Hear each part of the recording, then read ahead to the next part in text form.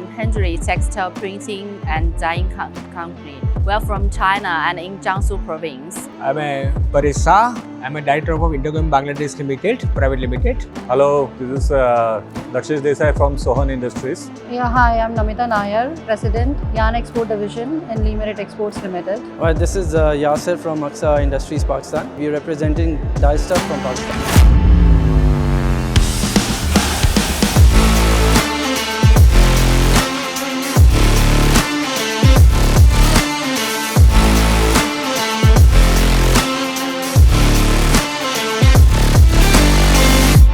Bangladesh being a 50 billion textile earning, is a very big market. We have worked for Bangladesh around 20 years, and we have many customers in Bangladesh. Local companies have given us a good feedback. The sales revenues have been good.